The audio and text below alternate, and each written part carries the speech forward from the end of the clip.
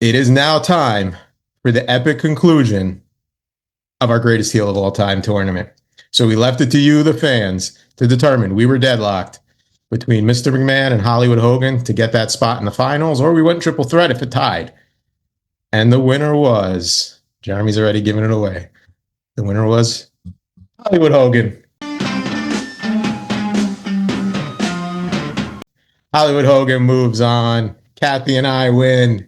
Yeah, buddy. So we have our final set, and we are going to make our decision tonight. So we've got the $1 Million Man, Ted DiBiase, squaring off with Mr. McMahon. And I feel like this one might be a split, too, if I'm taking my bets. But we're going to find out very soon. So we'll start off with Jeremy never goes first. So Jeremy's going first in this one. I never go first. How dare you, sir? Jeremy, you're going. Am I going to get flack from Charlie no matter what I say about the $1 Million Man? No. Probably. Just say Probably. See, Charlie, bold-faced lie. Never. Oh, man. I wasn't big into the WCW back then with Hogan going over and that all changing the landscape of wrestling and the feuds and him turning it. But I understand it changed a lot about his image. It saved his image because everybody was tired of him being the face of the company. But there's $1 Million Man. Buying a title, those things right there, just to make yourself the champion, I think serves you as a better heel than backstabbing somebody, just the sheer cockiness. If I can't win it, I'm going to make my own type aspect. That just drives home more for me to hate him more. Sorry, I think I said one thing wrong too. I said $1 Million Man versus Mr. McMahon. It was $1 Million Man versus Hollywood Hogan. Correction. So yes, just so clarity. I didn't mix it up. Trust me. Oh, you secretly wanted it. All right, you changed your vote. That's maybe secretly you wanted it to be McMahon, but here we are. Hogan wins. Let me advocate it on behalf of Jeremy. Of course, it should be the $1 Million Man. I mean, like we said, Jeremy added some great points. He created on his own belt when he couldn't win it. He had Andre win for him, then gifted to him. And even though in 1865, the 13th Amendment abolished slavery, and Jeremy doesn't seem to care about it, he owned human beings, which I have a problem with. Okay? I know, Jeremy, it takes a little... You're never going to live it down, ever. But you shouldn't own humans. I can't go away from that. He's the ultimate heel. That's it. So is your vote for $1 Million Man, Hollywood Hogan, or Jeremy?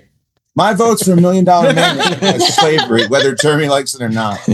I'm going to be the next big heel, apparently. All right. Kathy, you're up. I'm up. All right. I'm going to stick with Hollywood Hogan. I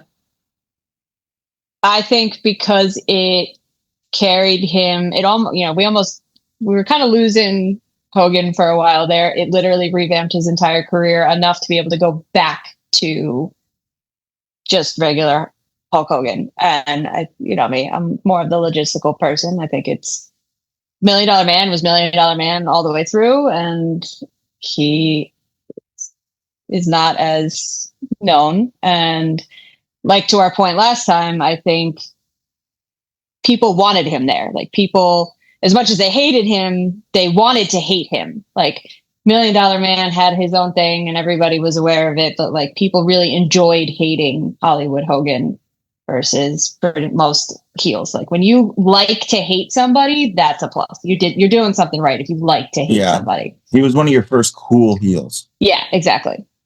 You wanted to be him, unlike everybody, all the other heels that they always would take a little too far. You don't want to be $1 Million Man. Shit heels. You don't want to be that guy. You want to hate that guy and just hate that guy. You wanted to be, there was people who dressed like him, people who looked like him. You reveled in the hate. Yeah. Hogan wasn't buying people on the side. Yeah. He didn't have to buy it. Exactly. Yeah, people just, stealing balls and buying people. So Hogan was at least blatant with his racism. $1 Million Man kind of hit it. That's true. Got the pose out of him. Oh boy. All right, I got to stop letting Kathy go before me because then it makes it so much more difficult. I was pretty set. But that was so I have to weigh this out here. So Hogan, again, like I said, had that hate where fans hated him and threw stuff at him, but $1 Million Man kind of had that too. So I can't give that to Hogan. $1 Million Man was pretty hated. Oh man, this was a lot easier without you, Catherine. You seduced him over to the other side. Damn you.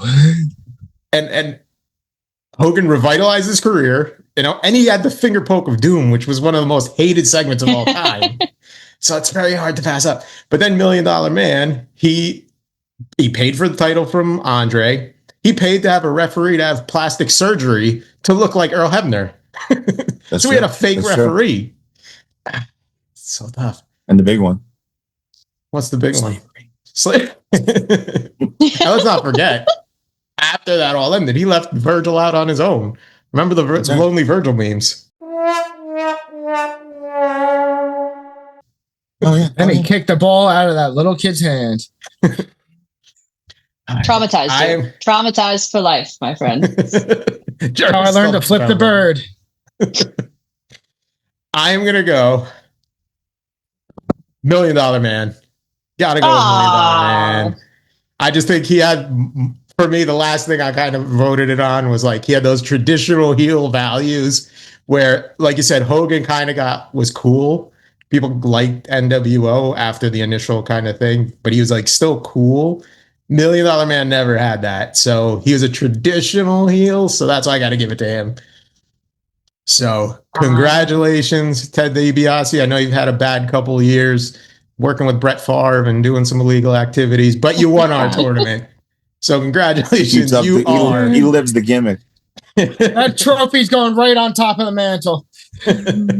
You are Squared Circle Spotlight's greatest heel of all time.